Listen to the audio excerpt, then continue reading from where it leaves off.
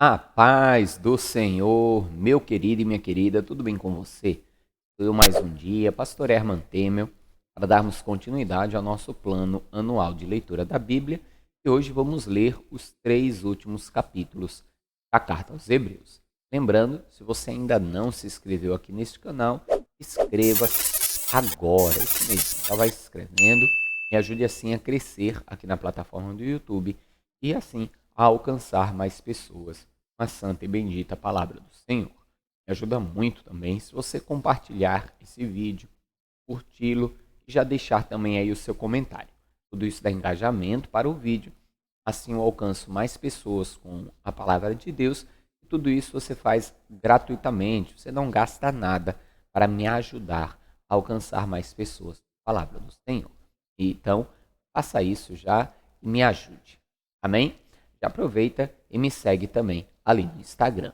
E você que recebeu o link desse vídeo compartilhado por alguém e ainda não assistiu os vídeos anteriores, é bem importante que você assista desde o vídeo de número 1.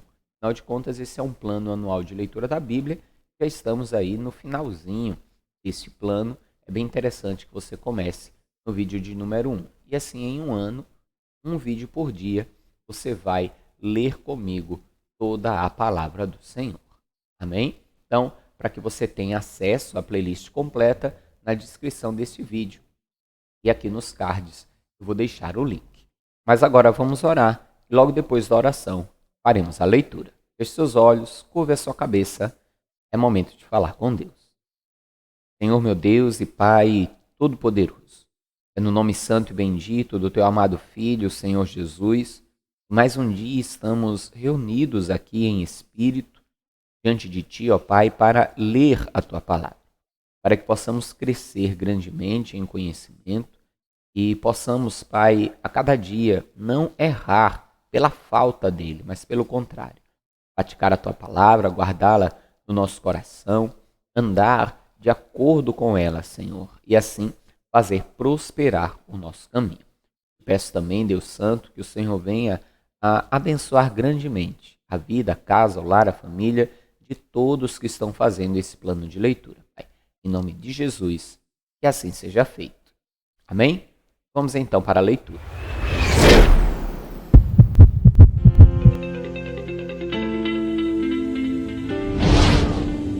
Ora, a fé é o firme fundamento das coisas que se esperam e a prova das coisas que não se veem. Porque por ela os antigos alcançaram testemunho. Pela fé, entendemos que os mundos, pela palavra de Deus, foram criados, de maneira que aquilo que se vê não foi feito do que é aparente. Ou seja, biblicamente, tudo foi criado por Deus, não por algo que é aparente, por uma explosão ou coisa semelhante, mas o próprio Deus, pelo poder da sua palavra, tudo ele fez. Continue. Pela fé, Abel ofereceu a Deus maior sacrifício do que Caim, pelo qual alcançou testemunho de que era justo, dando Deus testemunho dos seus dons, e por ela, depois de morto, ainda fala. Pela fé, Enoque foi transladado para não ver a morte, e não foi achado, porque Deus o transladara, visto como antes da sua transladação alcançou testemunho de que agradara a Deus. Ora, sem fé é impossível agradar-lhe, porque é necessário que aquele que se aproxima de Deus creia que ele existe e que é galardoador que o buscam. Ou seja, se eu quero me aproximar de Deus, eu tenho que crer que ele existe, em primeiro lugar, lógico, que ele é galardoador, recompensador daqueles que o buscam. E se não houver em mim fé, se não houver fé no meu relacionamento com Deus, eu não estarei agradando ao Senhor. Porque sem fé, como está escrito aí, é impossível agradar-lhe. Continue. Pela fé, Noé, divinamente avisado das coisas que ainda não via, temeu e para a salvação da sua família, preparou a arca, pela qual condenou o mundo e foi feito herdeiro da justiça, que é segundo a fé. Pela fé, Abraão, sendo chamado, obedeceu, indo para um lugar que havia de receber por herança, e saiu sem saber para onde ia. Pela fé, habitou na terra da promessa, como em terra alheia, morando em cabanas com Isaque e Jacó, herdeiros com ele da mesma promessa, porque esperava a cidade que tem fundamentos, da qual o artífice e construtor é Deus. Pela fé também, a mesma Sara recebeu o poder de conceber e deu à luz já fora da idade, porquanto teve por fiel aquele que o tinha prometido. É interessante que nós conhecemos bem a história de Abraão e Sara. Sabemos que, a princípio, eles não creram, duvidaram. Abraão riu, Sara riu diante daquilo, mas Deus os repreende diante da sua incredulidade. Eles então passam a crer e desta maneira vão possuir a promessa, vão ver o sonho de Abraão de ser pai, o sonho de Sara de ser mãe. Eles vão ver então esse sonho ser realizado. Continue. Por isso também de um a esse já amortecido descenderam tantos em multidão como as estrelas do céu, como a areia inumerável que está na praia do mar. Todos estes morreram na fé, sem terem recebido as promessas, mas vendo-as de longe e crendo-as e abraçando-as, confessaram que eram estrangeiros e peregrinos.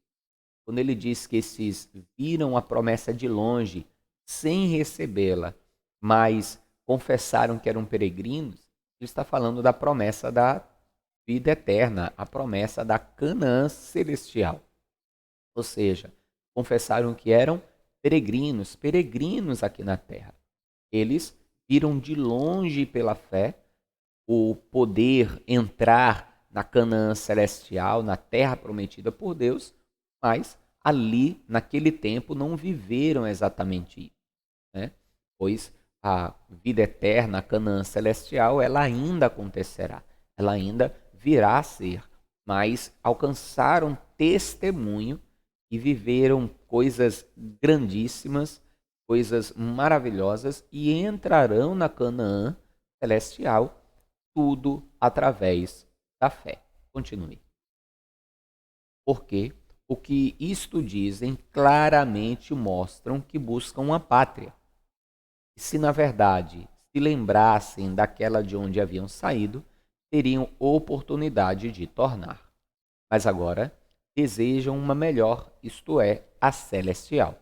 Por isso também Deus não se envergonha deles e se chamar seu Deus, porque já lhes preparou uma cidade. Pela fé, ofereceu Abraão a Isaque quando foi provado. Sim, aquele que recebera as promessas ofereceu o seu unigênito. Sendo-lhe dito, em Isaque será chamada a tua descendência, considerou que Deus era poderoso para até dentre os mortos o ressuscitar. Veja a fé de Abraão. Ele pensou com ele, porque a fé, ela muitas vezes ela vai contra a razão. Tem uma mensagem que eu prego sobre isso, fé e razão. Vou deixar afixado aí no final. Mas ao mesmo tempo a fé precisa ser racional.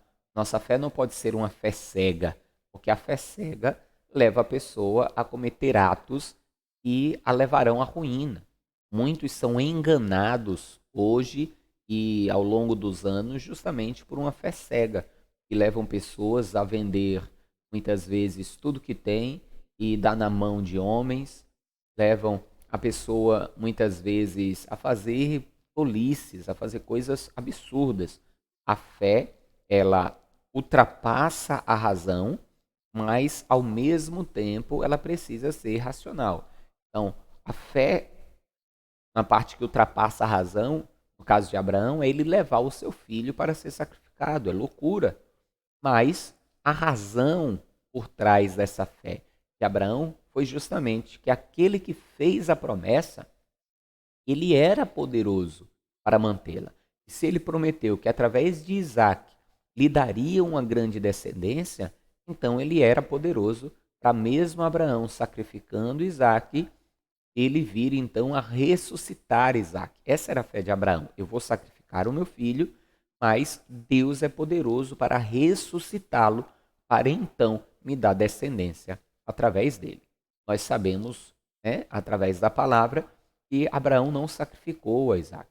Ali era apenas um teste, uma prova de Deus para com Abraão. Continue.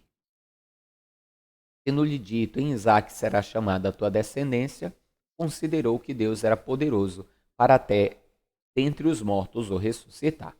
E daí também em figura ele o recobrou. Pela fé, Isaac abençoou Jacó e Esaú no tocante às coisas futuras. Pela fé, Jacó, próximo da morte, abençoou cada um dos filhos de José e adorou encostado à ponta do seu cajado. Pela fé, José, próximo da morte, fez menção da saída dos filhos de Israel e deu ordem acerca de seus ossos. Pela fé, Moisés, já nascido, foi escondido 3 meses por seus pais, porque viram que era um menino formoso e não temeram o mandamento do rei. Pela fé, Moisés, sendo já grande, recusou ser chamado filho da filha de Faraó, escolhendo antes ser maltratado com o povo de Deus do que por um pouco de tempo ter o gozo do pecado, tendo por maiores riquezas o vitupério de Cristo do que os tesouros do Egito, porque tinha em vista a recompensa. Pela fé, deixou o Egito, não temendo a ira do rei, porque ficou firme, como vendo o invisível. Pela fé, celebrou a Páscoa e a aspersão do sangue, para que o destruidor dos primogênitos não lhes tocasse. Pela fé, passaram o Mar Vermelho, como por terra seca, o que, intentando os egípcios, se afogaram. Pela fé, caíram os muros de Jericó, sendo rodeados durante 7 dias. Pela fé, Raabe, a meretriz, não pereceu com os incrédulos, acolhendo em paz os espias. E que mais direi? Faltar-me-ia o tempo contado de Gideão, e de Baraque, e de Sansão, e de Jefité, e de Davi, e de Samuel e dos profetas, os quais pela fé venceram reinos, praticaram a justiça, alcançaram promessas, fecharam as bocas dos leões, apagaram a força do fogo, escaparam do fio da espada, da fraqueza tiraram forças, na batalha se esforçaram, puseram em fuga os exércitos dos estranhos. As mulheres receberam pela ressurreição dos mortos. Uns foram torturados, não aceitando o seu livramento, para alcançarem uma melhor ressurreição. E outros experimentaram escárnios e açoites, e até cadeias e prisões. Foram apedrejados, cerrados, tentados, mortos ao fio da espada. Andaram vestidos de peles de ovelhas e de cabras, desamparados, aflitos e maltratados, dos quais o mundo não era digno, errantes pelos desertos e montes e pelas covas e cavernas da terra. Aqui, nesses 2 últimos versículos que lemos, ele fala justamente dos profetas, que foram apedrejados, perseguidos, mortos, mas preferiam continuar firme, pregando a palavra de Deus, falando a verdade diante dos reis, do que negar homens, esses profetas, dos quais a própria palavra diz aqui que a terra não foi digna deles. Mas eles preferiram permanecer firmes, sabendo que, morrendo em nome do Senhor, morrendo firmes na fé no Senhor, alcançariam uma maior promessa. Continue a leitura. E todos estes, tendo tido testemunho pela fé, não alcançaram a promessa, provendo Deus alguma coisa melhor a nosso respeito, para que eles, sem nós, não fossem aperfeiçoados. Veja que, mais uma vez, ele fala justamente de não alcançar essa promessa no que diz respeito à vida eterna através de Cristo Jesus, que é uma promessa aperfeiçoada, onde temos aí o livre acesso ao trono da graça de Deus, a vida eterna, a salvação e todas essas coisas. Eles contemplaram de longe, morreram na fé de alcançar estas coisas. E toda esta promessa, a promessa da vida eterna, da salvação, que já vem desde o Antigo Testamento, toda ela é aperfeiçoada em Cristo e liberada através de Cristo Jesus. Continue. Portanto, nós também, pois, estamos rodeados de uma tão grande nuvem de testemunhas, deixemos todo o embaraço e o pecado que tão de perto nos rodeia e corramos com paciência a carreira que nos está proposta, olhando para Jesus, autor e consumador da fé, o qual, pelo gozo que lhe estava proposto, suportou a cruz, desprezando a afronta, e assentou-se à destra do trono de Deus. Ou seja, o escritor aqui diz para seguirmos o mesmo exemplo, suportarmos as afrontas, perseguições, lutas, aquilo que nos aparecer. Foquemos os nossos olhos em Cristo, na promessa, e assim venhamos a continuar firmes, como Jesus enfrentou a cruz sabendo aquilo que lhe estava reservado. E nós também, com paciência, enfrentemos as afrontas, as lutas, sabendo daquilo que nos está reservado, a salvação, a vida eterna, a glória eterna, reinar com Cristo. Continue. Considerai, pois, aquele que suportou tais contradições dos pecadores contra si mesmo, para que não enfraqueçais, desfalecendo em vosso ânimo.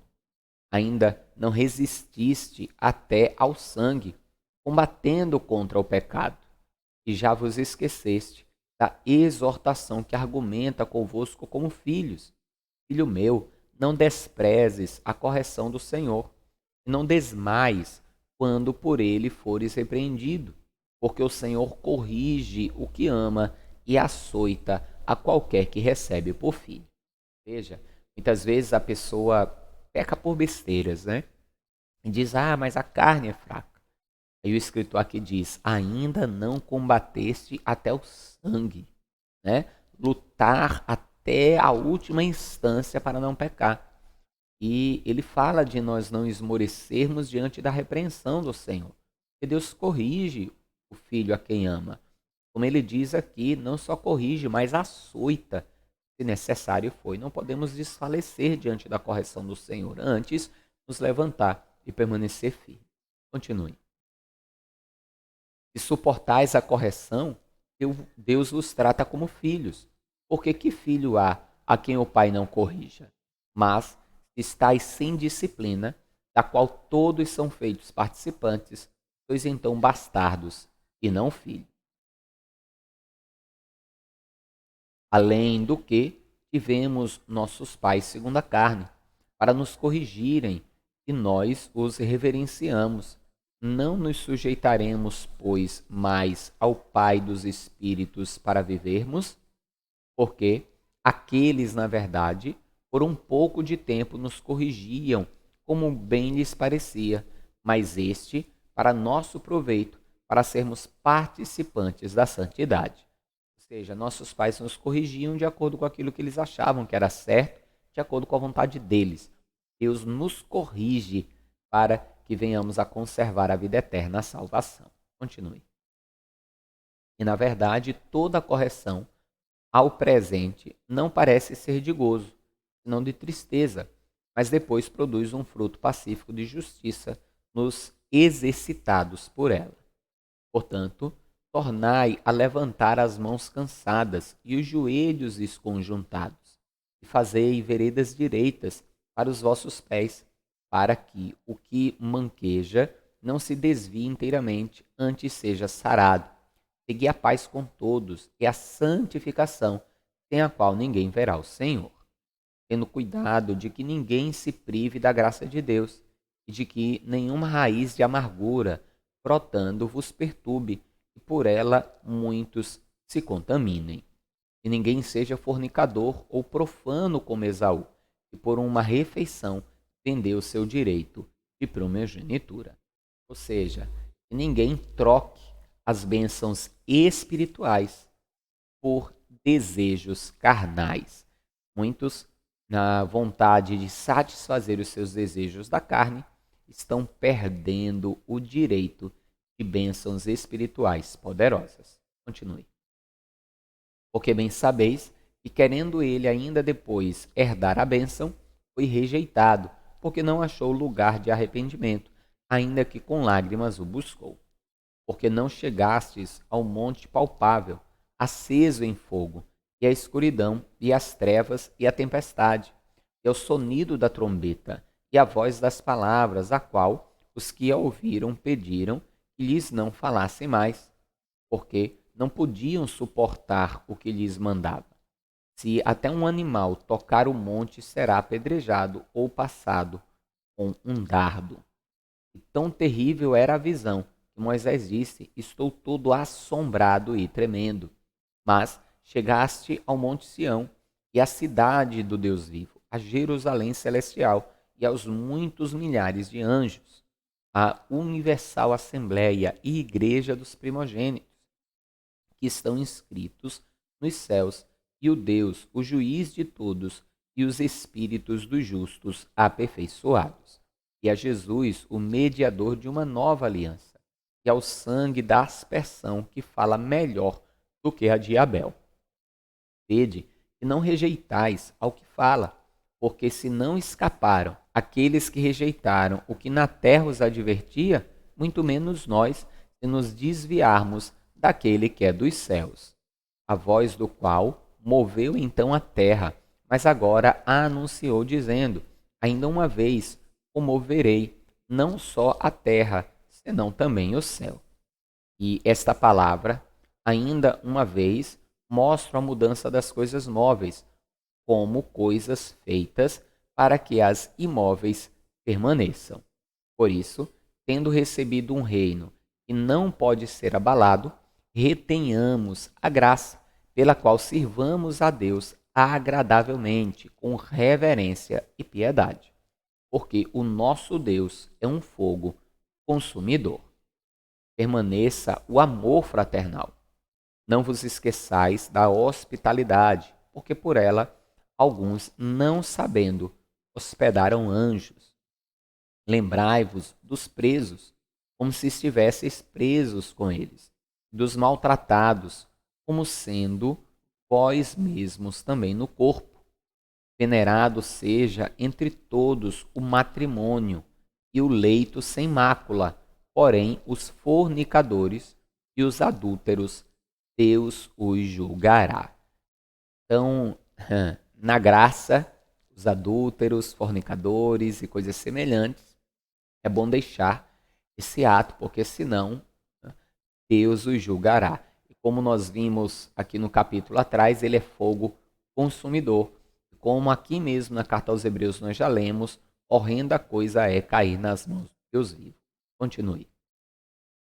Sejam vossos costumes sem avareza, contentando-vos com o que tendes, porque ele disse: não te deixarei, nem te desampararei. E assim, com confiança, ousemos dizer: o Senhor é o meu ajudador, e não temerei o que me possa fazer o homem. Lembrai-vos dos vossos pastores, que vos falaram a palavra de Deus, a fé dos quais imitai, atentando para a sua maneira de viver. Jesus Cristo é o mesmo ontem e hoje e eternamente. Não vos deixeis levar em redor por doutrinas várias e estranhas, porque bom é que o coração se fortifique com graça, e não com alimento de que nada aproveitaram os que a ele se entregaram. Temos um altar de que não têm direito de comer os que servem ao tabernáculo, porque os corpos dos animais cujo sangue é pelo pecado trazido pelo sumo sacerdote para o santuário são queimados fora do arraial. E por isso também Jesus, para santificar o povo pelo seu próprio sangue, padeceu fora da porta. Saiamos, pois, a ele, fora do arraial, levando o seu vitupério, porque não temos aqui cidade permanente, mas buscamos a futura. Portanto, ofereçamos sempre por ele a Deus sacrifício de louvor, isto é, o fruto dos lábios que confessam o seu nome. E não vos esqueçais da beneficência e comunicação, porque com tais sacrifícios Deus se agrada. Obedecei a vossos pastores, sujeitai-vos a eles, porque velam por vossas almas, como aqueles que hão de dar conta delas, para que o façam com alegria e não gemendo, porque isso não vos seria útil. Pois é, às vezes tem ovelhinha, graças a Deus que aqui no ministério, eu sou pastor hoje, né, o nosso ministério, Ministério Atos 29, não tem nenhuma ovelhinha desta forma, mas tem ovelhinha, eu já passei por isso em outras igrejas aí, onde pastoreei, tem ovelhinha e a gente pastoreia gemendo, viu? Ovelhinha que dá trabalho, que é rebelde, desobediente. Isso não traz proveito nenhum, pelo contrário, só traz lamento, dor e destruição. Então, sejam sujeitos, obedientes, ainda e sempre examinando. Falo isso sempre aqui na igreja. Examine aquilo que o pastor está ensinando, para ver se é de acordo com a Escritura. Porque se é algo que está contra a Escritura, aí nos convém obedecer a Deus e não a homens. Continue a leitura. Orai por nós, porque confiamos que temos boa consciência, como aqueles que em tudo querem portar-se honestamente. E rogo-vos com instância que assim o façais, para que eu mais depressa vos seja restituído. Ora, o Deus de paz, que pelo sangue da aliança eterna tornou a trazer dos mortos o nosso Senhor Jesus, grande pastor das ovelhas, os aperfeiçoe em toda a boa obra, para fazerdes a sua vontade, operando em vós o que perante ele é agradável, por Jesus Cristo, ao qual seja a glória para todo sempre. Amém. Rogo-vos, porém, irmãos, suporteis a palavra desta exortação, porque abrevidamente vos escrevi. Sabei que já está solto o irmão Timóteo, com o qual, se ele vier depressa, vos verei. Saudai a todos os vossos chefes e a todos os santos. Os da Itália vos saúdam. A graça seja com todos vós. Amém. Amém, amados? Mais um livro, mais uma carta encerrada para a glória do Senhor. Estamos já chegando aí em Apocalipse. E ali em Apocalipse terá aí algumas surpresas, tá? E eu já estou preparando também algumas outras coisas para que possamos crescer juntos mais no conhecimento do Senhor, tendo em vista que já estamos acabando o nosso plano de leitura. Mas não esqueça que você pode mandar aí o seu pedido de oração através deste WhatsApp e também me ajude a continuar levando a palavra de Deus a cada dia mais longe. Você pode fazer aí a sua oferta através do Pix ou através dos links também que estão na descrição deste vídeo. Hein? Me ajude a levar a cada dia a palavra de Deus mais longe. Compartilhe também esse vídeo, curta ele, deixe aí o seu comentário. Tudo isso dá mais engajamento e me ajuda a crescer aqui na plataforma e, repetindo, levar a palavra de Deus cada vez mais longe. Então, um forte abraço, a paz do Senhor, até amanhã e viva Ele, viva Jesus!